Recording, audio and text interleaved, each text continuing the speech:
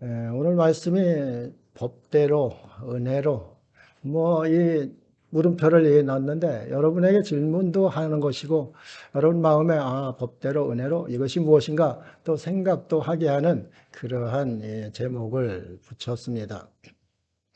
저도 보시다시피 굉장히 아주 참해 보이잖아요. 참해 보이는데 자랄 때서부터 저놈은 참 법 없이 살 수 있는 놈이다. 이런 소리를 많이 들었어요. 법 없이 살 수 없는 놈이다. 걔 예수님 믿고 나서 보니까 야, 이거 나를 너무 몰라서 그랬구나. 이런 생각을 할 때가 많이 있습니다. 운전을 하다 보면은 그 운전하는 그 거리 짧던 길든 한두 번씩은 꼭 또 이제 위반을 합니다. 그러면 이게 법 없이 살 수 있는 사람이 아니에요. 완전히 운전 하는 그 행태도 법에 계속 저촉되는데 나의 삶 가운데 얼마나 많은 법을 위반하고 사는지 모릅니다. 그래서 하나님 앞에 섰을 때 제가 만약 하나님 앞에서 하나님 저를 법대로 처리해 주세요. 이 말을 할 수 있을까? 이런 생각도 해보았습니다. 여러분 주님 앞에 섰을 때 나를 좀 법대로 해주세요. 제가 이 땅에 살 때 얼마나 신앙생활을 잘하고 주님께서 하라는 말씀 정말 끊임없이 잘 들었습니다. 또 주님의 율례를 잘 지켜 행했습니다. 저 법대로 해주세요. 이렇게 하실 분이 있어요? 네? 저 법대로 좀 처분해 주세요. 그 간이 붙지 않은 사람이면 그렇게 못할 겁니다. 그렇죠? 그래서 사람은 죄인이라는 것을 인식을 할 수 있는 거예요. 그 죄인이라는 것을 인식하게 하는 것이 뭐예요? 법이라는 거죠. 법이 있어야, 요런 법이 있어야 죄인임을 인식할 수 있잖아요. 너 살인죄 졌지? 너 간음죄 졌지? 이런 거, 어떻게 알겠어요? 법이 없으면 모르는 거예요. 이 법을 그래서 우리에게 제정을 이제 해 주신 건데, 율법이라는 것은 여러분에게 첫 번에 1차적으로 주신 게 아니에요. 이스라엘 백성들한테 준 거예요. 이스라엘 백성들을 선택하고 그 백성들을 제사장 나라로 삼아서 그 제사장 나라, 제사장은 참 거룩하고 성결해야 돼요. 제사장이 제사 지내러 들어갈 때 조금이라도 흠이 있으면 들어가서 제사 지내 죽었어요. 그렇죠? 그 제단 앞에 그 지성소 앞에 들어가다가 잘못하면 죽었어요. 그 옛날에 제사장으로서 죽은 사람도 많이 있었나 봐요. 왜 그것을 알 수 있냐면은 제사장이 안 나오면은 제사장 그 옷 밑에다가 방울을 달았어요. 그래가지고 이 제사장님이 왜 안 나오실까? 일반인은 그 지성소에 못 들어가잖아요. 그러니까 밖에서 이 줄을 해가지고 딸랑딸랑 해보는 거예요. 그래서 죽었나 살았나 그걸 보게끔 그 방울을 달았거든요. 그러니까 하나님 앞에 정말 잘못된 그러한 모습으로 이렇게 나갈 수가 없게 되는 거죠.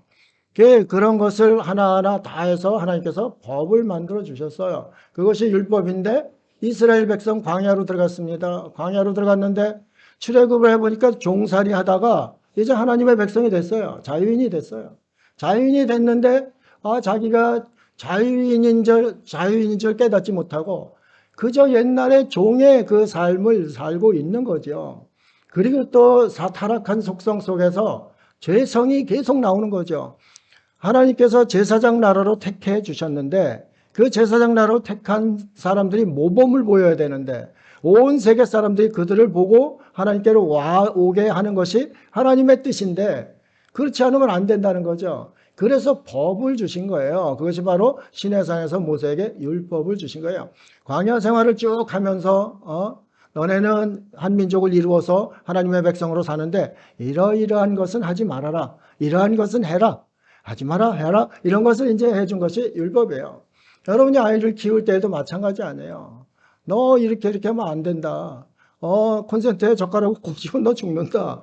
이런 이제 법이 있잖아요. 그런 것들을 이제 하나님께서 아주 사랑하는 자식 아기에게 하듯이 이렇게 준 것이 레위기 우리 율법, 신에서 율법이라 이 말씀입니다. 그런데 이게 법이 하나님께서 주셨는데 이것을 너무 해석을 잘못하다 보니까 이스라엘 백성들이 그 법을 오버해서 더하거나 빼면 안 되는데 그것을 아주 더하고 부풀려서 사람을 옥매이는 족쇄로 만들어 놓은 거죠. 그 족쇄로 만들어 놓다 보니까 우리 주님 정말 하나님께서 이 땅에 오셔서 법을 하신 주인 아닙니까? 해보니까 세상에 이게 엉망진창인 거죠. 마음대로 하나님의 법을 해석하고 이렇게 해서 하나님의 백성들을 완전히 족쇄를 채워놓는 거예요. 그러니까 우리 주님께서 이 땅에 오신 그 목적 중 하나가 율법, 그 법을 온전케 하러 이제 이 땅에 오셨다고 그랬습니다. 그래서 우리가 주님 앞에 정말 법으로 구원을 받을 수 있는가? 법은 구원의 용서에 그러한 능력이 없습니다. 법은 이러이러하면은 처벌합니다. 심판합니다. 그거예요. 그렇기 때문에 여러분은 법 앞에 자유로운 분이 하나도 없어요. 내 모습 이대로 주 받으옵소서 나오는데 내 모습 이대로 법대로 받으시옵소서 그래 봐요. 예? 법대로 받으시옵소서 그러면 다들 큰일 나는 겁니다. 그렇잖아요. 내 모습 이대로 옵니다. 주님 은혜로 받으십시오. 무슨 은혜입니까? 예수 그리스도 십자가에 못 박혀 죽으신 대속의 은혜, 그 은혜로 저를 받아주십시오. 저는 죄의 투성이고 수없는 죄인인데 그러나 주님을 믿습니다. 저의 대속, 죄의 대속을 믿습니다. 은혜로 받아주십시오. 이렇게 하면서 주님 앞에 나아가는 것. 이 찬양 얼마나 아름답습니까? 참 또 우리에게 큰 감사와 감동을 주는 그러한 말씀이기도 합니다. 여러분이 예수님 믿는다는 거 그거 하나로 의롭다 칭함을 받아서 이 자리에 있는 거죠. 그렇잖아요. 법대로면요 문턱도 못 들어오십니다. 교회 문턱도 못 들어오셔요. 목사도 마찬가지입니다. 강단에서 이야기 못합니다. 그렇죠? 제사장들 죽었으니까 제대로 법대로 제사 지내는데 올라가서 하지 않으면 그게 죽었어요. 바로. 그러면 저도 강단에서 서서 이야기할 수도 없는 거예요. 그래서 하나님의 은혜가 하늘을 두루마리 삼고 바다를 먹물 삼아도 그것으로 아무리 써도 그 은혜를 다 기록할 수가 없는 거예요. 이런 것을 깨달으면서 찬양도 불러야 되는 거죠. 은혜가 은혜의 비가 솔솔솔솔 내리는 거죠. 크리스찬들이 그래 그 속에 그리스도의 빛이 나게 되는 겁니다. 어둠이었던 우리 죄인이었던 우리 속에 빛 대신 예수 그리스도가 오셔서 은혜로 오셔서 그 믿음으로 우리의 얼굴을 빛나게 해주는 것 이게 크리스찬의 모습입니다. 어제 그 상훈이 그 부대 개방을 했어요. 개방 행사에서 가봤습니다. 뭐 사랑방 이야기도 조금 썼는데 가봤는데 이 친구 온 친구가 상훈이가 소개하는데 아주 부모님이 신앙생활을 잘하고 선교도 많이 하고 그러시는 분이라고 그래요. 그런데 그렇게 소개를 하면서 그 친구를 보고 그 옆에 어머니가 있는데 그 어머니인 줄 제가 몰랐어요. 몰랐죠. 저 처음 보니까. 몰라서 아이고 애인이 같이 왔군요. 이랬어요. 진짜 애인인 줄 알았어요. 예? 이 어머니가 엄청 좋아하는 거예요. 아주. 예? 진짜 그렇게 젊어 보이더라고요. 예? 이게 왜 그런가? 그리스도인의 빛이 있어요. 그리스도인의 신앙생활 참 잘하고 이런 모습 속에서 그리스도인의 빛이 있으니까 어머니가 애인으로 보이는 거예요. 우리 크리스찬들이 그런 모습으로 이 땅을 살아가야 되지 않겠나 이런 생각도 합니다. 30살 됐는데 완전히 90, 100살 된 노인처럼 있다고 생각을 해보세요. 그런 그 크리스찬이라고 우리 주님께서 빛 대신 주님이 그 속에 있다고 이렇게 알 수가 있겠습니까? 아니잖아요. 그 속에 빛이 나와서 인상도 완전히 밝아지고 이제 그럴 수가 있는 것이죠. 그래서 우리는 하나님의 은혜로 무슨 은혜로? 하나님을 믿는다는 그 믿음 하나 믿음으로 하나님께서 수없는 은혜 아주 우리가 감당할 수 있는 그 큰 보상을 우리에게 이제 주게 되는 것이죠. 오늘 제목만 했어도 설교는 맞춰도 됩니다. 이 갈라디아 갈라디아 교인들이 이거를 몰랐던 것이죠. 은혜로 믿었는데 이걸로는 뭔가 부족한 것 같아. 뭔가 예수 그리스도가 십자가에 우리를 대속했는데 뭔가 부족한 것 같아.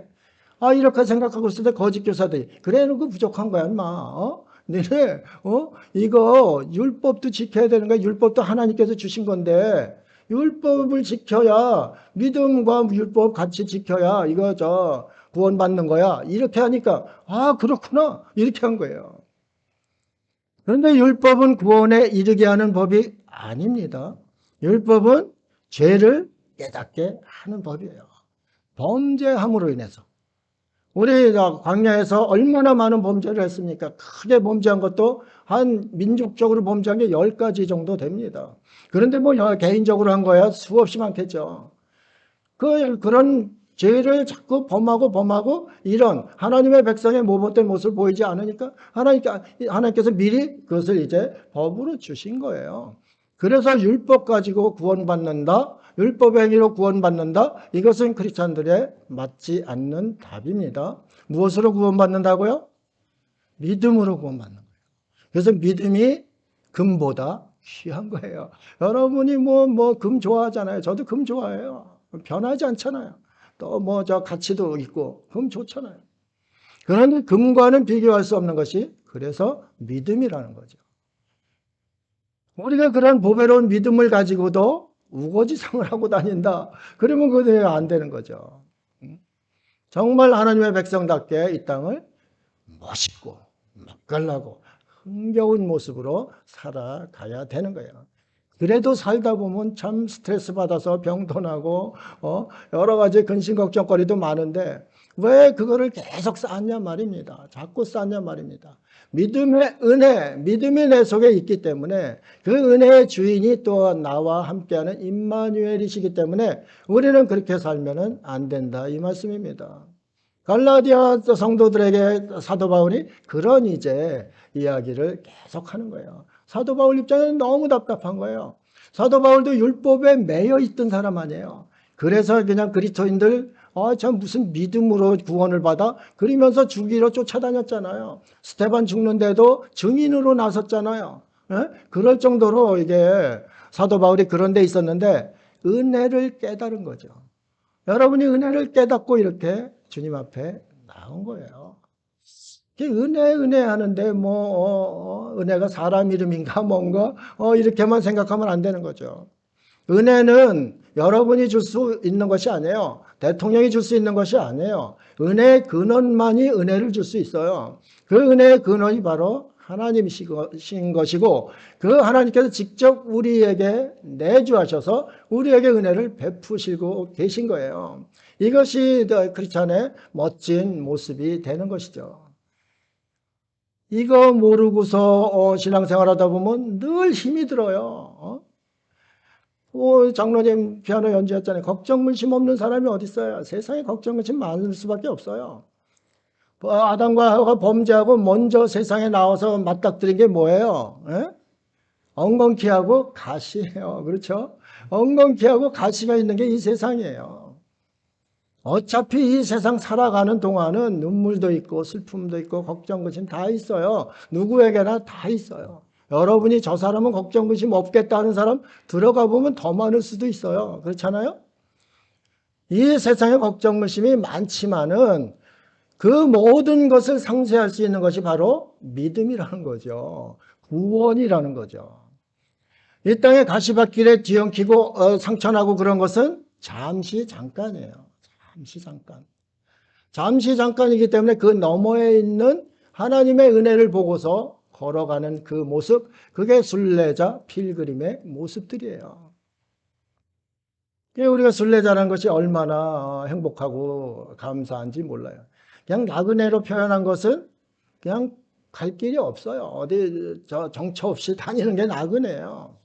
그런데 순례자는 돌아오는 거거든요. 그렇잖아요? 한 바퀴 쭉 돌아오는 거예요. 어디로 돌아가냐? 본향으로 돌아가는 거예요. 생명을 주신 그 주님께로, 그 주님 나라로, 주님의 상속자로 돌아가는 사람들이 크리스찬 필그림 순례자라는 거죠.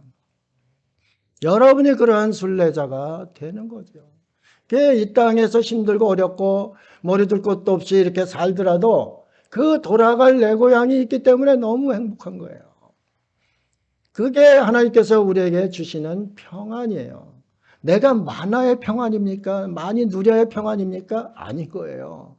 내 아버지 집에는 있을 곳이 많아요. 내 아버지 집에는 풍족한 품꾼이 많아요. 그 아버지 집은 잠시 있을 집이 아니라 영원한 내가 살 본향이에요. 이렇게 하면서 나아가는 거죠. 갈라디아 성도들이 이것을 좀 깨달으라고 끊임없이 이렇게 이제 사도 바울은 권면을 하고 있습니다. 그래서 갈라디아서를 읽을 때는 정말 감동이 오는 거예요. 우리 뭐 기독교인이라고 하는데 갈라디아서 읽으면서 뭐 이게 갈라진 글인가? 갈라디아서가 뭔가? 이러면 안 되는 거죠. 이 속에 있는 보배가 뭐라고요? 에? 이 속에 있는 보배가 뭐예요? 믿음의 약속이에요. 하나님께서 믿는 자에게 주시는 구원의 약속입니다. 그것이 갈라디아서에 아주 곳곳에 이렇게 묻어나고 있는 겁니다. 이 성경을 그래야 이거 읽을 때마다 송이꿀보다 맛있는 것이 들어오지. 그러지 않고서 뭐 맛있겠어요? 그냥 국어책 읽듯이 쑥쑥 읽으면은 그거 안 되는 거죠. 그건 죽은 말씀이 되는 거예요. 하나님의 말씀은 살았고 운동력이 있다고 했는데 살았고 운동력이 있는 것을 내가 경험을 해야 내 속에서 그게 살아 역사하는 거죠. 그렇죠? 걷지 못하는 자를 일으켜 세울 때도 예수 그리스도의 이름으로 일으켜 세우는데 우리 입술에 힘이 있어서 그런 거예요. 예수 그리스도의 이름의 권세 때문에 일어나는 거죠. 그 권세가 살아서 역사하기 때문에 일어나는 거죠. 우리의 문제 해결이 어떻게 일어납니까? 그 속에 말씀이 역사할 때 일어나는 거예요. 그것은 잠시 방편으로 이렇게 해결하는 것이 아니라 영원히 해결될 수 있는 그런 문제들, 그것이 말씀의 역사를 통해서 일어나는 거예요. 그렇기 때문에 말씀이 살아있는 거라는 거죠. 그리고 성경 경인데 이게 들을 경때 듣는 거는 뭐 글을 읽는 거예요? 읽는 게 아니라 듣는 거, 말씀을 듣는 거예요. 내가 눈으로 보지만은 하나님께서 나에게 말씀하시는 거예요. 그래서 주님 앞에 말씀을 들을 때 경건한 모습으로 들을 수밖에 없는 거예요. 말씀 한마디 한마디를 하더라도 이게 살아서 나한테 이렇게 주시는 말씀이구나, 역사하는 말씀이구나, 그렇게 이제 받는 거죠. 뭐 말씀의 홍수가 있는 이 세상 속에서 말씀의 역사는 일어나지를 않고 있는 모습이 무엇인가? 죽은 말씀만 쫓아다니는 거죠. 죽은 말씀은 그건 말씀도 아니에요. 말이죠. 살아있는 하나님의 말씀이 역사하면은 그럴 수가 없는 거예요. 그러니까 저 사도 바울 계속 그 사도행전 쭉 이제 보아가는데 그를 밟아가면서 하나님의 말씀에 역사하는 것을 우리가 깨닫잖아요. 그 깨달은 것, 2000년 전에 사도행전 역사를 할 때만 있었던 일이구나. 이렇게 하면은 이게 성경에 아무 의미가 없게 됩니다. 어제나 오늘이나 동일하신 그 하나님께서 사도행전의 역사를 이루신 그 하나님께서 지금 나에게도 사도행전의 역사를 이루고 있구나. 이것을 이제 우리가 확신을 하고 나갈 때 그 말씀 속에서 역사가 일어나게 되는 겁니다. 여러분은 얼마나 살아계신 하나님과 동행을 하는지 지금 가슴에 손을 얹고 한번 생각을 해 보시기 바랍니다. 내 속에 역사하는 그 하나님은 죽은 하나님인가 살아 역사하시는 하나님인가 이것을 또 보는 그러한 시간도 되어야 합니다. 오늘 말씀을 들어가면서 율법은 이런 거 이래서 우리에게 주었구나. 그래 율법의 행위로는 절대 구원받을 수 없는 것이 사람의 한계구나. 이런 것을 확신을 해야 합니다. 그리고 믿음의 은혜는 어떠한 역사를 하는가 그것을 또 알려주고 있습니다. 아주 오늘 본문을 잘 유념하셔야 그래야 정말 바른 신앙생활 이것을 할 수가 있게 됩니다.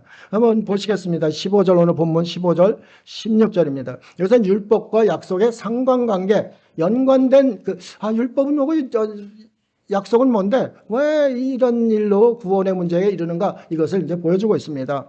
형제들아 내가 사람의 예대로 말하노니 사람의 언약이라도 정한 후에는 아무도 패하거나 더하거나 하지 못하느니라. 이 약속들은 아브라함과 그 자손에게 말씀하신 것인데 여럿을 가리켜 그 자손들이라 하지 아니하시고 오직 한 사람을 가리켜 내 자손이라 하였으니 곧 그리스도라 그랬습니다.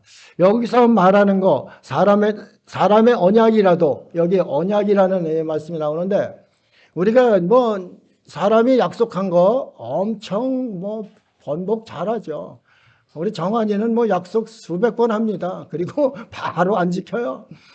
사람의 약속이 뭐 안 지킬 수가 있습니다. 그런데 여기서는 그러한 약속을 이야기하는 것이 아닙니다. 이것은 유언, 법적인 정확한 절차를 거쳐서 유언서를 작성한 그 언약입니다. 그러니까 유언서라고 보면 됩니다.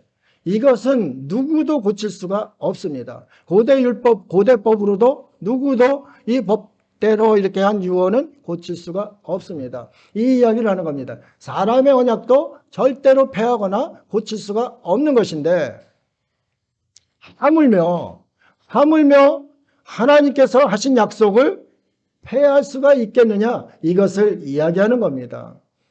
그 율법은 하나님께서 주셨는데 율법보다 먼저 주신 것이 하나님의 약속이라는 것을 계속 이제 강조를 하게 됩니다. 율법은 나중에 나온 거고 약속은 아브라함에게 먼저 약속하신 것인데 그것이 그 약속의 주체가 누구냐, 이것을 여기서 말씀하고 있는 거 아니에요. 그럼 많은 사람들에게 그 약속을 주신 것이 아니라고 그랬습니다.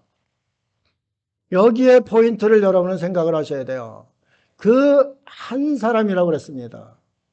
아브라함의 후손, 모든 모레알 같은 그 후손에게 주신 약속이 아니라는 거예요. 그러면 어디에 줬나? 그 한 사람, 그 씨, 누구겠어요? 예? 누구겠어요? 읽었잖아요. 15, 16절 읽었잖아요. 그리스도? 예수님이신 거예요. 그래서 오직 구원받을 이름, 하나님의 약속으로 말미암아 구원받고 복을 받는 그 이름이 바로 예수 그리스도라는 거죠. 그러면 율법으로 행위로 구원받을 수 있어요? 못 받는 거예요. 아브라함에게 약속하신 그 한 사람 예수 그리스도를 통해서, 그를 통해서 구원이 비로소 우리에게 임하는 거예요. 이것이 아주 탄탄한 교리가 되는 거예요. 하나님께서 우리에게 원하시는 그러한 뜻이라 이 말씀입니다. 이걸 깨닫지 못하니까 거짓 교사들이 아니야, 너 그거 예수 그리스도 십자가 죽음으로 완전치 않아. 그 구원 완전치 않아. 그러면 우리 이런 믿음 없는 사람 생각에는 그럴 법도 해. 난 세상에서 죄가 참 얼마나 많은데 어떻게 그 믿음 하나로 구원받아? 이런 의심을 갖게 되는 거죠. 이 의심을 누가 주는 거예요? 사단이 주는 거예요. 이 사단은 거짓의 압이라고 요한복음 8장 44절에 누누이 말씀하고 있잖아요. 거짓의 압이 우리에게 거짓 메시지를 자꾸 주는 거예요. 너 죄가 그렇게 많은데 어떻게 네가 구원을 받아? 제가 잘 아는 권사님, 신앙생활 50년씩 한 그 권사님, 말씀하시는 걸 보고 제가 얼마나 기가 막혔는지 몰라요. 내가 죄가 이렇게 많은데 무슨 구원을 받아? 무슨 구원을? 그 말 듣고 제가 얼마나 놀랐는지 몰라요. 율법의 행위, 율법이 심판하고 그러는 그 행위로는 구원 못 받는 거죠. 그런데 하나님의 은혜가 있잖아요. 믿음으로 구원 받는 것인데 그러한 확신 없이 50년을 신앙생활을 한 거죠. 참 기가 막힌 노릇 아닙니까? 여러분 속에도 그런 믿음이 있으면 그 거짓 메시지예요. 사단이 주는 메시지예요. 예수 그리스도의 구원을 의심케 하는 것은 그건 거짓 메시지예요. 반드시 물리쳐야 할 그러한 거짓 메시지라 이것을 우리가 확실히 알아야 됩니다. 이단들이 와서 수없이 무슨 이야기를 해도 오직 구원받을 만한 이름은 예수 그리스도에게 줬고 아브라함의 그 씨인 예수 그리스도로 통해서만이 구원과 복이 임할 수 있다. 이런 확신은 우리가 갖고 있으면 그런데 빠지질 않게 되는 거죠. 그래서 오늘 갈라디아서 오늘 본문에서 명확히 이야기를 하고 있습니다. 여기에 그 자손이라는 것은 복수로 쓰질 않았기 때문에 확실합니다. 단수로 썼어요. 그 단어 자체를. 단수로 썼기 때문에 단수는 한 사람, 그 한 사람밖에 안 된다는 거예요. 그러면 수많은 사람들이 있는데 그 중에 예수 그리스도 그분에게 주어진 약속. 그래서 이전에 준 약속을 구약이라고 하고 이후에 준 약속을 신약이라고 하는데 예수 그리스도를 통해서 준 약속, 그 약속이 바로 우리가 믿는 은혜의 약속, 믿음으로 구원받는다는 그 약속이라 이 말씀입니다. 그렇기 때문에 주님 앞에 그 은혜를 생각하면 눈물이 안 나올 수가 없는 거죠. 아직 죄인 되었는데, 아직 내 속에 남아있는 죄가 얼만데, 그러나 그 모든 것을 다 이루고 상쇄시킬 수 있는 것이 예수 그리스도의 십자가의 보혈이다. 이 믿음을 흐트러뜨리기 위해서 사단은 끊임없이 우리를 공격하게 되는 겁니다.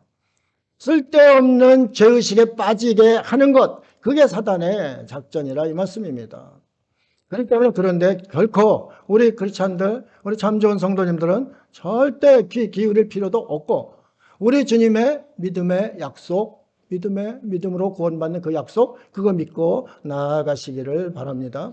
그러지 않으면은 정말 저 시대가 혼란하기 때문에 흔들리는 시대를 살 수밖에 없어요. 흔들리다가 헷갈리다가 헷갈리는구나 그러면서 이제 가게 되는 겁니다. 주님 앞에는 헷갈림으로 가는 것이 아니에요. 믿음의 확신으로 가는 거예요. 믿음의 확신. 이거 꼭 생각을 하셔야 됩니다. 다음 주가 종교개혁주일인데 그것을 통해서 수많은 사람이 죽었습니다.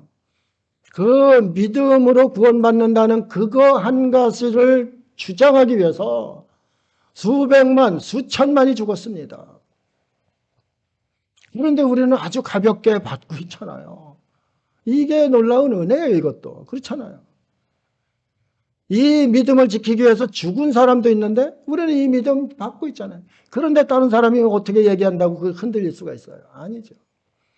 정말 보배로운 믿음을 가진 우리라는 이 확신을 반드시 이제 가지고 있어야 됩니다. 약속이 율법보다 우월한가? 17절, 18절에 말씀합니다. 내가 이것을 말하니 하나님께서 미리 정하신 언약을 430년 후에 생긴 율법이 폐기하지 못하고 그 약속을 헛되게 하지 못하리라. 만일 그 유업이 율법에서 난 것이면 약속에서 난 것이 아니리라. 그러나 하나님이 약속으로 말미암아 아브라함에게 주신 것이라. 무엇으로 줬다고요? 약속으로 주셨다는 거죠. 그럼 아브라함은 이 출애굽 이전에 430년 전이에요. 그러니까 아브라함 시대부터 출애굽까지를 430년이라 하는가, 아니면은 애굽에서 그냥 종로로 탈 때 애굽에서 살았던 그 기간이 430년인가, 이런 뭐 신학자들의 여러 가지 이야기가 있지만은, 우리가 뭐 아브라함하고 출애굽하고 그 시간하고 이런 것을 쭉 따져보면 그냥 아브라함 때서부터 430년이다 이렇게 생각해도 무방한 것입니다. 이런 뭐 신학자들이 연구하는 걸 우리가 이제 다 수긍할 필요는 없고, 여기 나온 대로 아브라함 때 약속받은 후로 출애굽 시내산은 홍해 건너고 50일 만에 율법을 받은 거예요. 그러니까 430년 만에 이제 받은 것인데, 그래서 약속이 우선한다, 그 이야기를 하고 있는 거예요. 만약에 율법을 하나님께서 먼저 주시고서 나중에 약속을 하셨다, 그러면은 약속이 율법보다 우월하지 않은 거예요. 그런데 하나님께서는 약속을 아브라함에게 먼저 하셨다는 거죠. 그래서 율법이 약속을 폐기를 못한다는 거예요. 하나님께서 우선순위를 두고 하신 것이 말씀인데, 그 약속인데, 그것을 어떻게 뒤에 후순위에 나왔던 그것이 폐기를 하냐 이거예요. 제가 서두에도 말씀드렸듯이 율법은 이스라엘 백성들 광야 생활하고 가나안 들어가는데 거룩한 삶을 살게 하기 위한 하나님의 법을 주신 거예요. 너네 그렇게 살면 안 된다. 그렇게 살면 안 된다는 게 법 아닙니까? 그거 주신 거라는 거예요. 그런데 약속은 그렇지 않다는 거죠. 약속은 모든 만민에게 너로 인해서 복을 받는다. 너로 인해서 구원받는다. 이런 모든 만민에게 주신 거예요. 그렇기 때문에 약속이 우선이 되는 거예요. 그 약속이 뭔가? 예수 그리스도라는 거죠. 그 약속은 예수 그리스도. 그게 우리 마음에 있으면 왜 흔들립니까? 그 약속이 속에 있는데. 그렇잖아요. 누구의 약속이요? 사람의 약속도 패하지 못하는데, 변개 못하는데 하나님께서 주신 약속이에요. 그 약속 때문에 우리 속에 아직 죄인이지만은, 아직 죄인 되었을 때 내 모습 이대로 받아주시는 그분이 바로 예수 그리스도죠. 조금 있으면 그 성탄절 나오잖아요. 성탄절, 왜 기쁘다 구주 오셨네요. 우리 주님 생각하면은 기쁜 날이 아니에요. 그렇잖아요. 처절한 날입니다. 아주 그 부유하게 사시던 분이 아무것도 없이, 고통 없이 사시던 분이 또 이 땅에서 받을 수 있는 가장 큰 고통을 받으러 이 땅에 오신 그 날인데, 우리 하나님, 우리 주님께서는 그날이 뭐 기쁜 날이겠어요? 우리는 그러나 기쁜 날이 되는 거죠. 우리가 죄인으로서 용서받을 수 있는 그 길이 열린 것이기 때문에 그렇습니다. 그 길이 어려운 길이 아니잖아요. 그분이 하나님의 아들이심을 믿는 거죠. 그분이 하나님 유일한 영생을 주시는 그 영생은 유일하신 그 하나님을 믿는 것이라 했으니까, 그 믿음으로 우리가 이렇게 기쁘다 구주 오셨네 찬양을 할 수가 있는 거예요. 그냥 뭐 아무 생각 없이 기쁘다 구주 오셨네, 만백성 맞으라. 속에는 하나도 기쁘지 않은데 만백성 맞으라 그렇습니까?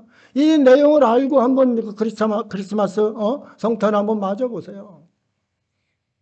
이거보다 더 기쁜 일이 어디 있겠어요? 사형 선고 받은 자가 너 죄 없다, 칭의로 너 무죄다, 그것을 인정받는 그것처럼 기쁜 게 어디 있어요? 그렇잖아요. 그래서 이제 기쁨으로 뛰는 거예요. 어린아이, 소녀가 기쁘다 구주셨네 진 거 아니에요. 그 깨끗한 마음으로 그냥 기쁘다 구주셨네. 주님은 기쁜 분이에요. 그렇게 기쁘고 감사하고 은혜롭고 그런 분이라 이 말씀입니다. 우리가 그런 분을 찬양 안 할 수가 없는 거죠. 영원히 그분을 찬양 안 할 수가 없는 거예요. 이 땅에서 찬양하다가 주님 앞에 가서 또 찬양하는 거예요. 하나님 나라는 찬양으로 이루어진 나라라고 성경은 누누이 말씀하고 있어요. 왜 찬양을 합니까? 찬양 안 할 수가 없어요. 입이 만 개라도 안 할 수가 없어요.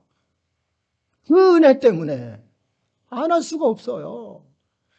귀로도 찬양이 나오면 귀로도 나와야 되고, 눈으로 나오면 눈으로도 나와야 되고, 입으로 코로 다 나와야 되는 거죠. 다 나와도 모자라는 거죠.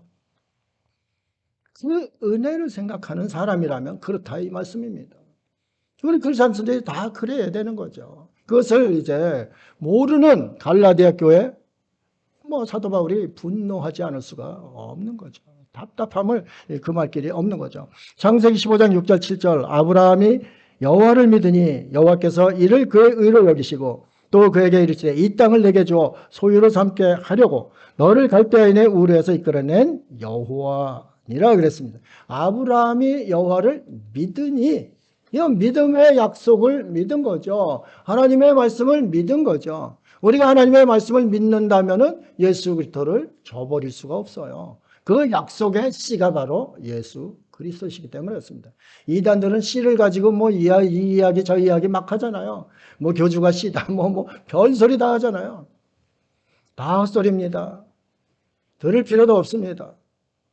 오직 아브라함에게 주신 그 약속의 씨는 예수 그리스도십니다. 이런 기초적인 거 하나 지키지 못해가지고 그렇게 움직이는 사람들이 너무 답답하기 그지없습니다. 그러니 사도 바울 같은 사람은 얼마나 답답했겠어요. 말도 못하는 거죠. 그래서 아나테마 저주까지 하면서 이렇게 분노하고 있는 그 모습이 갈라디아서에 나오는 겁니다.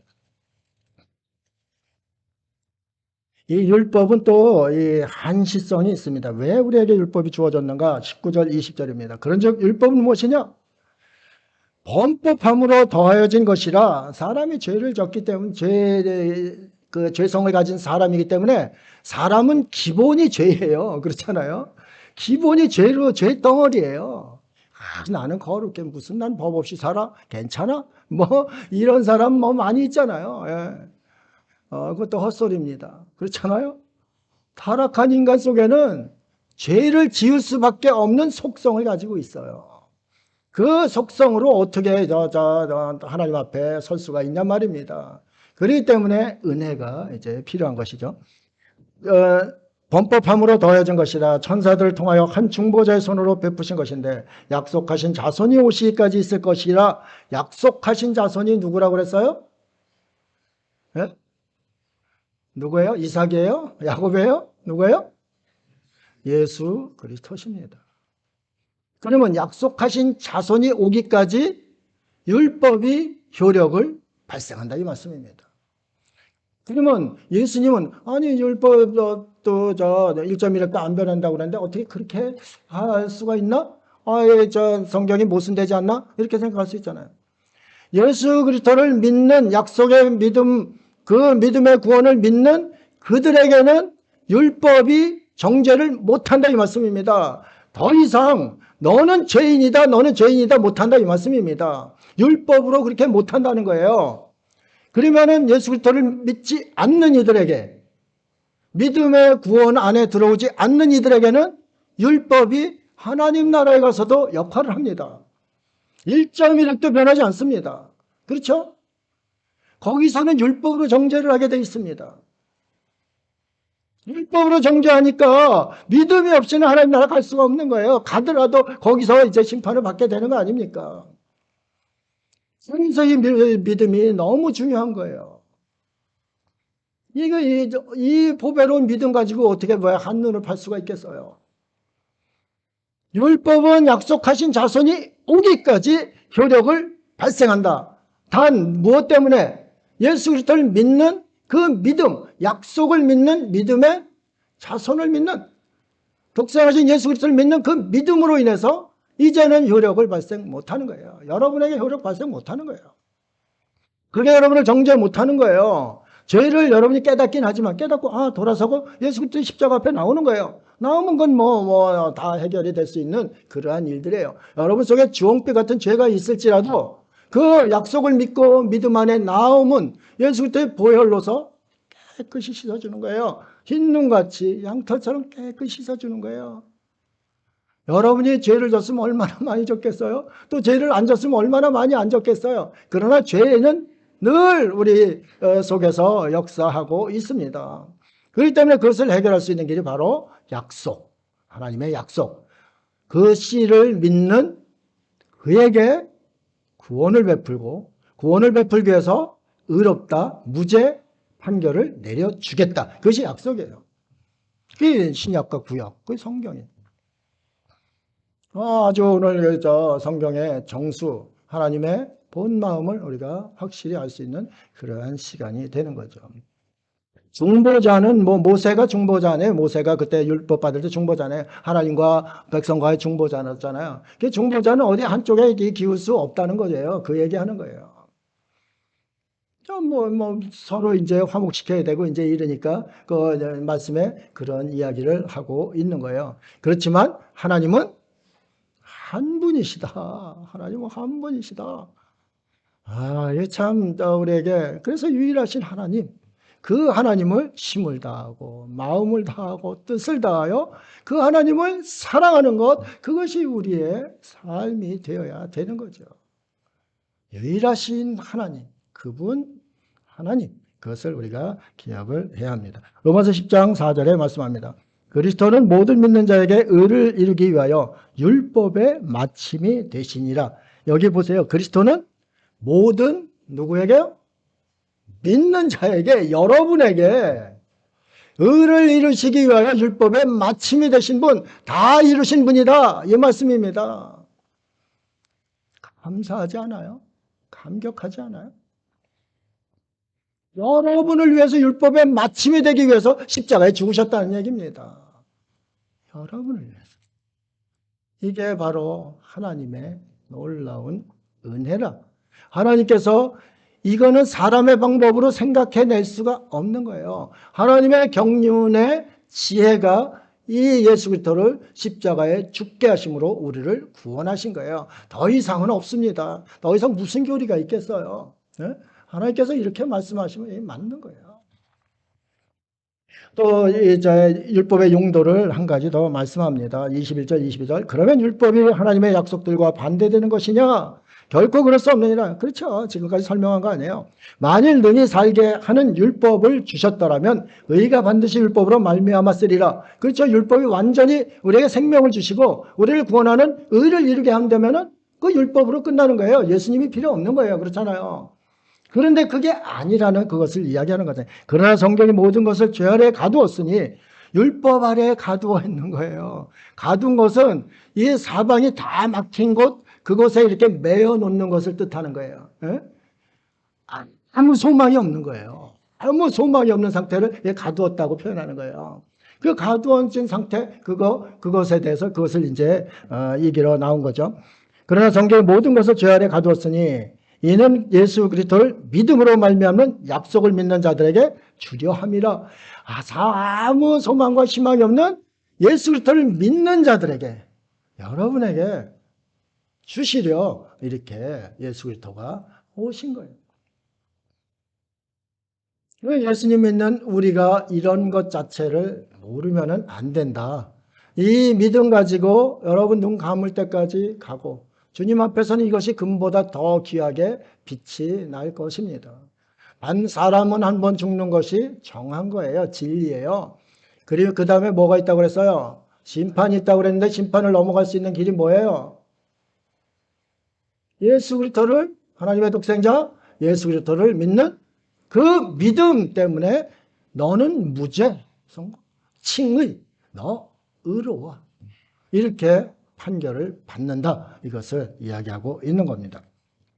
로마서 3장 23절 24절에 말씀합니다. 모든 사람이 죄를 범하였으며 하나님의 영광에 이르지 못하더니. 그렇죠? 여러분 다 하나님의 영광에 이를 수 없는 사람들이잖아요. 그 다음에 예수 그리스도 안에 있는 속량으로 말미암아, 속량은 죄값을 치르는 거라고 그랬어요. 십자가에 죽으심으로 죄값을 치는 거예요. 속량으로 말미암아 하나님의 은혜가 값없이 의롭다 하심을 얻은 자 되었느니라. 값없이 의롭다 하심을 얻은 자 되었느니라. 내 속에 감사가 없다. 그러면 다시 생각해 봐야 되는 거죠. 그렇잖아요. 이런 속량의 은혜를 받고도 어떻게 감사가 없다? 좀 문제가 심각한 거죠. 그렇잖아요. 하나님 앞에 감사하는 마음, 이런 것이 사라진 사람은 다시 신앙을 점검해 보아야 하는 거죠. 말씀을 보면서 우리가 그런 것을 깨닫지 못하면 늘 똑같아요. 쳇바퀴 도는 거예요.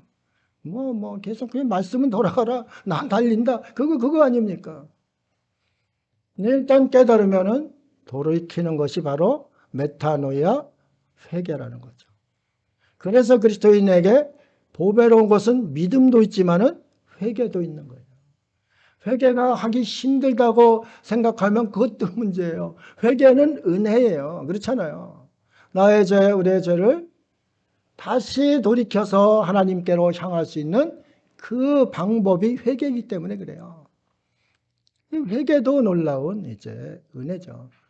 베드로가 뭐라고 그랬어요? 너희가 회개하고 예수 그리스도의 이름으로 세례를 받으면 죄사함 받은 내게 예수님께서 구원을 주신다. 그거 아닙니까?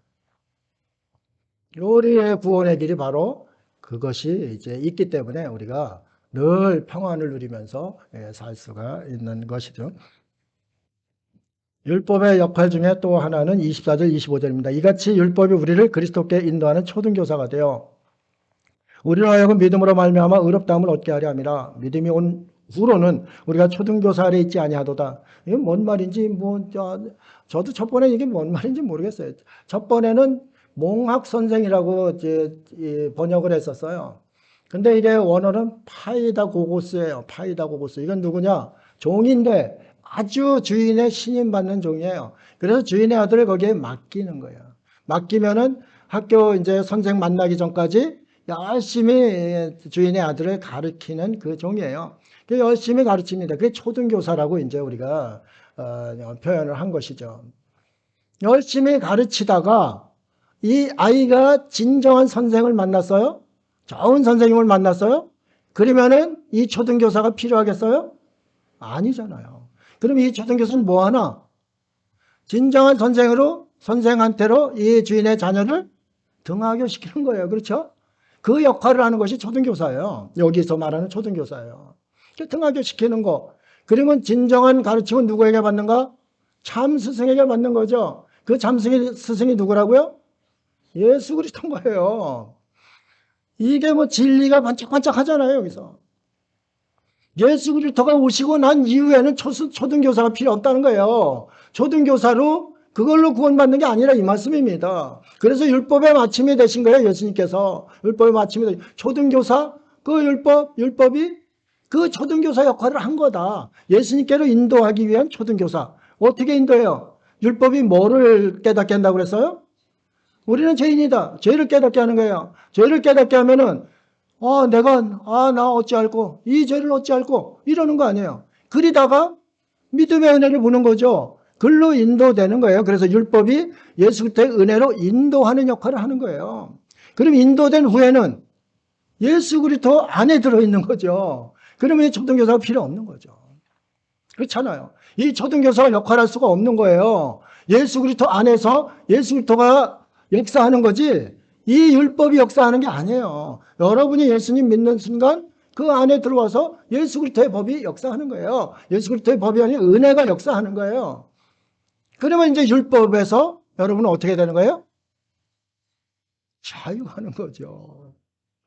진리가 너희를 자유케 하리라 그랬잖아요. 율법에서 아직도 자유함을 받지 못하면은 신앙생활 다시 재고해야 되는 거죠. 그렇잖아요. 왜 그 율법에 파이다고고스한테 여태까지 매여서 왜 아직 성장하지도 못하고 예수 그리스도 안에 들어왔는데 왜 거기에 매인 상태로 여태까지 사냐 이거예요. 이 우리가 다시 돌아보아야 하는 그러한 내용입니다. 마태복음 5장 17절 18절 내가 율법이나 선지자를 폐하러 온 줄로 생각하지 말라. 폐하러 온 것이 아니요 온전하게 하려 함이라. 진실로 너에게 이르노니 천하가 없어지기 전에는 율법의 1.1획도 없어지지 아니하고 다 이르리라. 이거 아까 설명 다 드렸습니다. 초등교사는 일단 예수 그리스도까지예요. 예수 그리스도서부터는 주님이 인도하십니다. 온전하게. 하여튼 율법 너네 해석 잘못했다. 율법 보세요. 율법은 온전한 것이 오면 없어지는 거예요. 여러분들 구약의 율법 보면은 5대 제사 있잖아요. 뭐 속죄제, 속보제, 번제, 화제, 그 제물들 드리는 그 제사 있잖아요. 제사 지금 여러분 지내요? 예? 왜 안 지내요? 지내야잖아요. 여러분 죄를 없애려면 어떻게 해야 돼요? 죄 지내야잖아요. 예? 왜 안 지내시는 거예요, 여러분들? 예? 온전한 것이 왔기 때문에 단번에 자신의 몸으로 제사를 드렸기 때문에 여러분 드릴 필요가 없는 거예요. 양 잡아올 필요가 없는 거예요. 온전한 곳이 오면은 온전치 못했던 것은 끝나는 거죠. 예수 그리스도 안에는 율법이 여러분 속에 역사 못합니다. 그것을 확신을 가지고 계셔야 되는 거예요. 약속을 믿는 예수 그리스도를 믿는 자의 복이 이제 26절에 나옵니다. 너희가 다 믿음으로 말미암아 그리스도 예수 안에서 하나님의 아들이 되었으니 여러분 죄의 종이었었잖아요. 하나님의 종도 아니고 죄의 종이었었잖아요. 그런데 어떻게 하나님의 아들이 돼요? 약속을 믿었기 때문에 믿음이 놀라운 것이죠. 27절 누구든지 그리스도와 합하기 위하여 세례를 받은 자는 그리스도로 옷 입었느니라. 세례의 의미 중에 가장 중요한 것이 나 이전 사람 옛 사람은 죽는 거예요. 물에 잠기면서 죽고 다시 거듭난 새 사람이 되는 거예요. 그렇죠? 그래서 새 사람이 되면 누구와 합하는 거예요? 예수 그리스도와 합하는 거예요. 그게 세례의 가장 큰 의미가 연합의 의미입니다. 예수 그리스도와 연합된 한 몸이라 이 말씀입니다. 여러분 예수 그리스도와 한 몸이에요.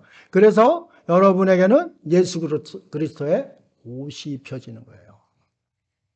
오늘 참 좋은 성도 못 맡은 그 찬양에서도 그리스도로 옷 입고 그 있잖아요. 제가 그래서 그리스도 옷을 너무 좋아하는 거예요. 왜 좋아하는가? 참 나의 더러운 허물 이런 것 옷이 가려주잖아요. 그렇잖아요. 여러분 옷 왜 입는 거예요? 그냥 말가벗고 다니지 왜 입는 거예요? 예?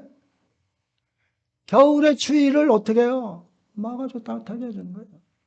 우리 주님 만나면은 예수 그리스도의 옷을 입고 따뜻해지는 거예요.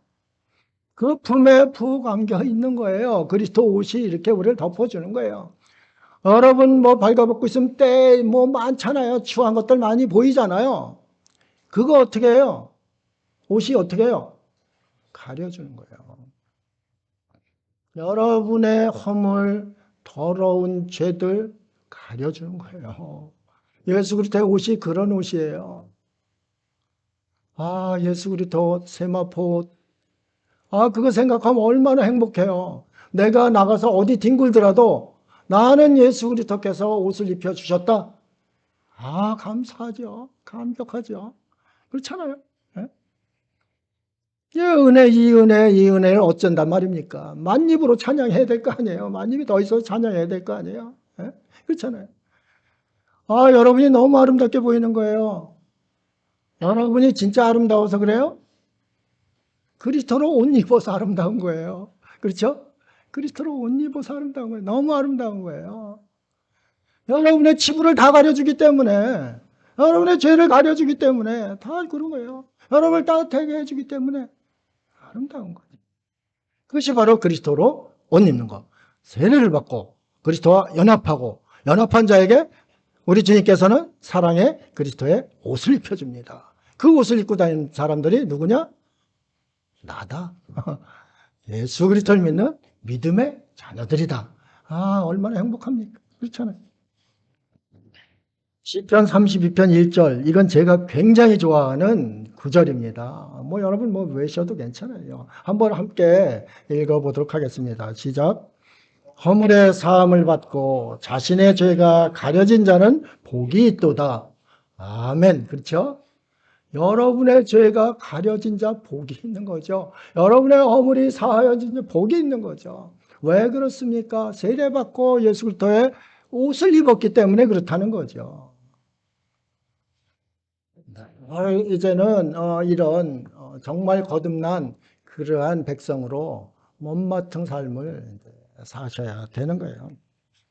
28절 너희는 유대인이나 헬라인이나 종이나 자유인이나 남자나 여자나 다 그리스도 안에서 하나이니라. 누구 안에서? 그리스도 안에서 하나이니라. 그리스도 안에서는 잘난 사람 못난 사람 없어요. 그리스도의 세마포 깨끗한 옷 입고 있는 거예요. 십자가 속량받은 깨끗이 지어진 옷, 허물을 가리는 옷, 누구도 차별이 없는 거예요. 그 차별 없이 하나님께서는 은혜를 베푸신다. 그것을 이야기합니다. 창세기 22장 17, 18절 내가 내게 큰 복을 주고 내 씨가 크게 번성하여 하늘의 별과 같고 바다의 모래와 같게 하리니 내 씨가 그 대적의 성문을 차지하리라. 또 내 씨로 말미암아 천하 만민이 복을 받으리니 이는 내가 나의 말을 준행하였음이니라 하셨다 하니라. 아멘. 그렇죠? 여기 보면은 큰 복을 주는 것 내 씨. 그렇죠? 내 씨 예수 그리스도를 통하여야만 큰 복이 임하는 거예요. 그 큰 복이 뭐라고요? 약속을 믿는 믿음으로 구원받은 것, 칭을 받은 것, 그 복이죠. 그 대적의 성문을 차지하리라. 대적의 성문은 심판자가 서는 거예요. 그렇죠? 심판자. 그 씨가 대적의 성문에 쓴다고 그랬어요. 그러면 심판자가 누구라고요? 예수 그리스도신 거죠. 그래서 우리가 예수 그리스도를 믿는 하나님의 자녀된 우리는 주님 앞에서 심판을 받을 수가 없어요. 그렇잖아요. 그분이 심판자고 그분이 저건데 그분을 믿는 우리, 그 믿음으로 우리를 구원해 주신다는 약속을 하신 분은 그분인데, 그렇잖아요. 하나님이신데, 그렇죠. 그래서 우리가 하나님 믿는 자들의 샬롬이 있는 거예요. 샬롬이 뭐예요? 평안이 있는 거죠. 평안이 있는 거죠. 참 이것을 보면은 우리가 하나님 믿은 것이 얼마나 감사하고 감격스러운 그러한 일인지 다시금 깨닫게 됩니다. 이걸 모르는 갈라디아인들에게 목청 터져라 하고 분도 냈다가 달래기도 했다가 이렇게 하는 것이 갈라디아서의 흐름, 사도 바울 사도의 흐름이다. 여러분이 자녀들에게나 가정 지인들에게나 이렇게 이런 것을 가르치도록 끊임없이 사도 바울처럼 해야만 되는 그러한 당위성도 여기에 보여지고 있는 겁니다. 구원이 장난이 아닙니다. 구원은 절대 장난이 아닙니다. 이거는 정말 우리가 받아도 되고 안 받아도 되고 그러한 것이 아닙니다. 오늘 말씀을 가지고 여러분 속에서 살아 역사하시는 그 말씀이 수많은 생명을 살리는 그 말씀의 씨 예수 그리스도를 통해서 수많은 이들이 생명을 얻는 그런 복된 삶 사시기를 주 예수님 이름으로 축복합니다. 기도드리겠습니다. 사랑의 하나님 아버지, 하나님의 은혜하면서도 그 은혜가 무엇인지 깨닫지 못할 때가 참 많았습니다. 오늘 말씀을 통해서 하나님의 은혜가 폭포수처럼 내리는 것을 경험하게 됩니다. 이 은혜 주님 앞에 설 때까지, 주님 나라 주님 앞에 설 때까지 조금도 변함없이 그 믿음 가지고 믿음의 확신 가지고 달려가는 복된 삶 살게 하여 주옵소서. 사랑하는 성도들의 삶 가운데 여러 가지 흔들림이 있을 수도 있습니다. 유혹이 있을 수도 있습니다. 그러나 확신한 믿음 가지고 나아가는 복된 성도들 되게 하여 주옵소서. 감사드리며 예수님 이름으로 기도드립니다. 아멘.